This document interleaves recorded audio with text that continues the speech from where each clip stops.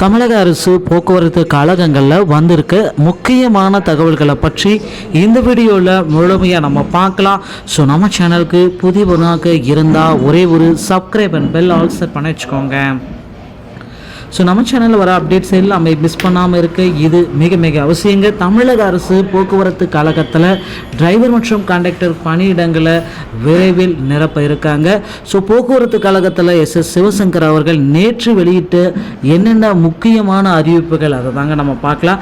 So driver மற்றும் கண்டக்டர்கள் ஓய்வு பெறும் வயதை 58 குறைக்க முக்கிய நடவடிக்கையை எடுத்துட்டு சட்டசபையில் அமைச்சர் சிவசங்கர் தகவலை கொடுத்திருக்காரு. ஸோ அரசு பஸ்களில் பணியாற்றும் டிரைவர் மற்றும் கண்டக்டர்கள் ஓய்வு வயதை 58 குறைக்க நடவடிக்கை எடுக்கப்படும் என்று சட்டசபையில் அமைச்சர் சிவசங்கர் இந்த தகவலை நேற்று குறிப்பிட்டிருக்காரு. ஸோ தமிழக சட்டசபையில் போக்குவரத்து துறை மானிய கோரிக்கை மீற்று எம்எல்ஏக்கள் விவாதித்தனர். அவர்களின் விவாதத்தில் அமைச்சர் சிவசங்கர் பதிலளித்து கூறினார். ஸோ இலவச பயணம் மூலம் பெண்களுக்கு குறைந்தபட்சம் மாதம் 600 ரூபாய் முதல் 1500 ரூபாய் வரை செலவு மீதமாகிறது.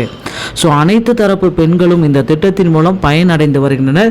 இந்த திட்டத்திற்காக கடந்த ஆண்டிலிருந்தே பார்த்தீங்கன்னா 2450 கோடி ரூபாய் ஒதுக்கப்பட்டது. இந்த ஆண்டில் 2800 கோடியை ஒதுக்க முதலமைச்சர் புதிய அறிவிப்பையும் கொடுத்திருக்காரு.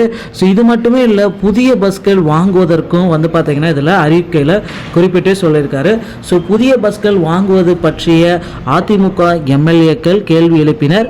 ஸோ 2300 பஸ்களை ஜெர்மன் வங்கி நிதி உதவியுடன் வாங்குவதற்கு அதிமுக ஆட்சியில் தான் ஒப்பந்தம் போடப்பட்டுள்ளது.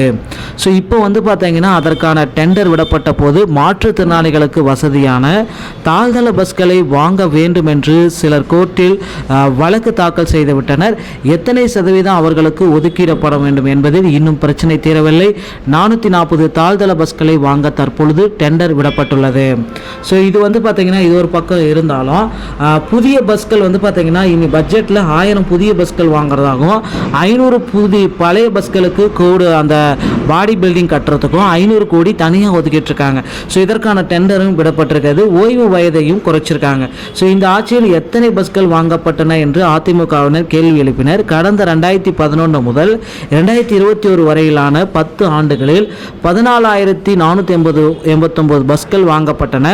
38,399 ஓட்டுநர் நடத்துனர் உள்ளிட்ட போக்குவரத்து பணியாளர்கள் பணியமர்த்தப்பட்டனர். ஆனால் 2006 2011 வரையில் 5 ஆண்டுகளில் திமுக ஆட்சியில் 5 பஸ்கள் மட்டுமே வாங்கியிருக்காங்க. ஸோ 48,798 பேர் போக்குவரத்து பணியாளர்களாக பணியமர்த்தப்பட்டிருக்காங்க. ஸோ இனி வரும் காலங்களில் ஓட்டுநர் மற்றும் கண்டக்டர் பார்த்தீங்கன்னா இந்த ஆட்சியில் அதிகப்படியான பேர் எடுக்க போகிறாங்க. ஸோ கிட்டத்தட்ட ஒரு 18,000க்கு மேற்பட்ட நபர்கள் ஸோ டிரைவர் மற்றும் கண்டக்டரை இந்த ஆண்டில் எடுக்க போகிறாங்க. ஸோ அது உண்டான அறிவிப்பு ஸோ வரும் ஏப்ரல் இறுதிக்குள்ளார நம்ம எதிர்பார்க்கலாங்க. ஸோ நீங்கள் இன்னும் டிரைவிங் லைசன்ஸ் மற்றும் கண்டக்டர் லைசன்ஸ் நீங்கள் பெறாமல் இருந்தீங்கன்னா ஸோ உங்கள் அருகாமையில் இருக்கிற ஆர்டிஓ அலுவலகத்தை அணுகி டிரைவிங் லைசன்ஸ் மற்றும் கண்டக்டர் லைசன்ஸை பெற்று வைத்துக் கொள்ளுங்கள். ஸோ ஃபர்ஸ்ட் எய்ட் சர்டிஃபிகேட் பார்த்தீங்கன்னா செயின்ட் ஜான் ஆம்புலன்ஸ் மூலமாக நீங்கள் பெற்றுக்கொள்ளலாம். ஸோ டிஎன்எஸ்டிசி சம்பந்தமான செய்திகளை உடனுக்குடன் பெற நம்ம சேனலோடு இணைந்திருங்கள். வீடியோ பார்த்தமைக்கு மிக்க நன்றி. அடுத்த வீடியோவில் இன்னொரு செய்தியோடையே உங்களை சந்திக்கிறேன். நன்றி, வணக்கம், தேங்க்யூ.